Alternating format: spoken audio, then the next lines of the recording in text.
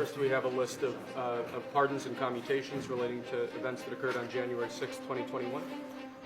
Okay, and how many people is this? I think this order will apply to approximately 1,500 people, sir. So this is January 6th, and these are the hostages.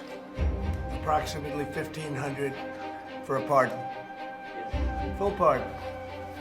So Trump at this event in Las Vegas just gave VIP seats to Elmer Stewart Rhodes. Elmer Rhodes is the Oath Keeper, the founder of the Oath Keepers that Donald Trump just commuted the sentence of. He's one of the dangerous Oath Keepers who was convicted of seditious conspiracy against the United States. That is one of the most serious crimes imaginable that one can be charged with and convicted of in this country. Here's another picture of Rhodes right here. You could see just steps away from where Donald Trump is going to be speaking. Let me just give you a little more background on Rhodes from his Wikipedia page about what he did on and around January 6th. In the days before January 6, 2021, Rhodes and others traveled to D.C. where they armed themselves with firearms and tactical gear. En route to D.C., Rhodes personally spent $20,000 to purchase a small arsenal. On January 6, 2021, Rhodes entered restricted Capitol grounds where he directed Oath Keepers members via telephone and text, telling them which positions to take around the building. 4 days after the attack, Rhodes attended a meeting where he was recorded as saying, quote, "My only regret is that they should have brought rifles. We should have brought rifles. We could have fixed it right then and there. I'd hang effing Pelosi from the lamppost." I think they've taken a very powerful message away from Monday's pardons, which is that to a certain degree, they are above and beyond the law. I think that the effect, and I think the intention of these executive orders was to empower vigilantes and militias who were loyal to the president, but ultimately unaccountable to the government. Okay, how can militias operate to benefit a president if indeed that's their takeaway and you think they intend on doing so? This is something that we see happen in a lot of other countries that are experiencing illiberalism, Yes. Outright autocracies. What you'll have is militia groups that are loyal to the president, see it as their job to enforce their agenda, but ultimately are willing to use violence that the state might not be willing to. And that can be a whole spectrum of things. It can be street-level harassment, like you see in Iran enforcing dress codes, to the very extreme versions like the working groups in Argentina that disappeared thousands of political enemies. So there's a spectrum of possibility here. You're concerned that federal prosecutors may now be inclined to, I don't know how to put it other than say, look the other way when laws governing militias and civil rights are broken.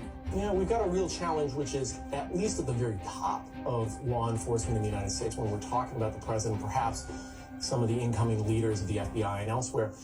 I suspect that there's not going to be a strong interest in going after the folks that were previously arrested on January 6th. Now that the 1,600 people have been released from prison, insurrectionists, they are now reorganizing and coming out stronger than ever. And now Trump has pulled them in for a very specific rally. I call it instructions. And I just need your head on a swivel because there are cells across this country. And these guys now have carte blanche to do whatever they want to you. It's not just them. It's now the Trump supporters, the extreme MAGA. They are now in a whole different mindset. That is that they may do whatever they want and they will be exonerated. We're in danger. All of us. All of us. When we start protesting, he's not going to use the military first. He's going to use these groups. And they will, unfortunately, vandalize, light buildings on fire, hurt people, and they are carte blanche. Then they're going to blame the Dems that were protesting. Oh, they did it. It's going to get really bad. Now, if enough of us protest and are attacked, but we push through that attack and we are relentless, then they'll weaponize the military, saying that we are a danger because of the wake that actually the groups cause that are against us, the vandalism, the fires, the hurting of people, we'll get the whole blame, causing an emergency. Then he weaponizes the military.